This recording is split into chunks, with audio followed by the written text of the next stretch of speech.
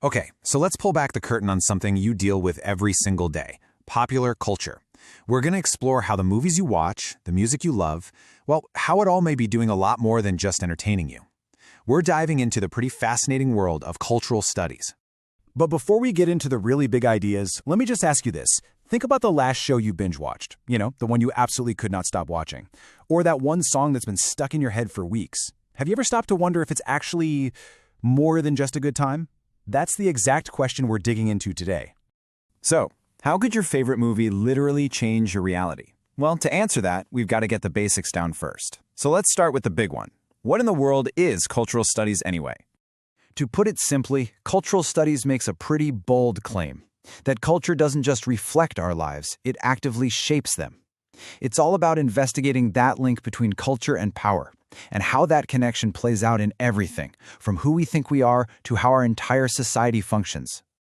And listen, when we say culture, don't just picture some fancy painting in a museum. In cultural studies, culture is, well, it's basically everything. We're talking blockbuster movies, pop songs, whatever's going viral on social media, even fashion magazines.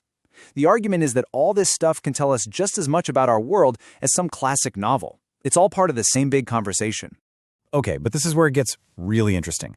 One of the first major ideas to come out of cultural studies was kind of dark. It proposed that pop culture isn't just fun and games. It's actually a tool of control, and it's coming from the top down. This quote comes from two really influential thinkers, Adorno and Horkheimer. They were part of a group known as the Frankfurt School. And way back in the 1940s, they looked around at the rise of mass media, radio, movies, and they saw something that genuinely worried them. They saw this huge, synchronized machine that they called the culture industry. So here's the breakdown of what they were arguing. First, they said that culture was becoming totally standardized, like it was being pumped out of a factory. Second, they believed this whole system was designed to keep us docile and passive, to stop us from thinking too critically. And finally, they felt that art was losing its soul, becoming just another product to be bought and sold. It's a pretty bleak picture, right?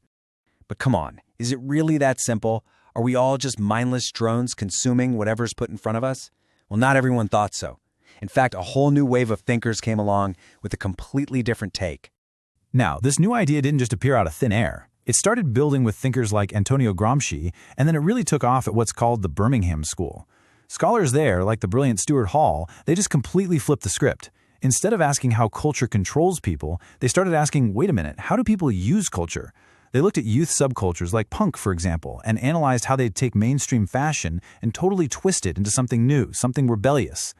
So you basically got these two opposing camps. You have the Frankfurt School, which saw this top-down system of absolute control, and then you have the Birmingham School, which saw a bottom-up movement of resistance. For them, culture wasn't a prison cell. It was a battleground for ideas.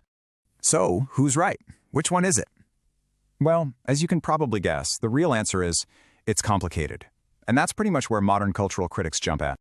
Yeah, most experts today wouldn't just pick a side.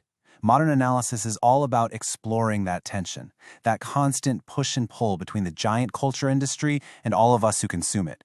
It's like this complex dance between being controlled and pushing back. Just look at these two examples. You have Janice Radway, who studied romance novel readers. And what she found was that these women were using the books to carve out a little space for themselves, a form of personal resistance.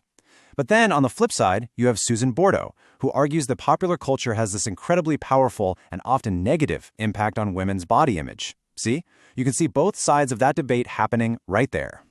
And, of course, the toolbox for studying this stuff has gotten way bigger. For instance, some critics use something called semiotics, where they look at a TV show almost like it's its own language, with codes and rules that we all subconsciously learn to understand. Others use sociology to show that our taste, what we think is good art or cool music, isn't just personal.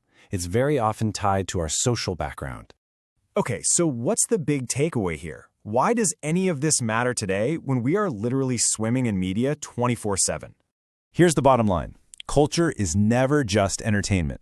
It's one of the main places, maybe the main place, where we all struggle over big ideas about meaning, identity, and power.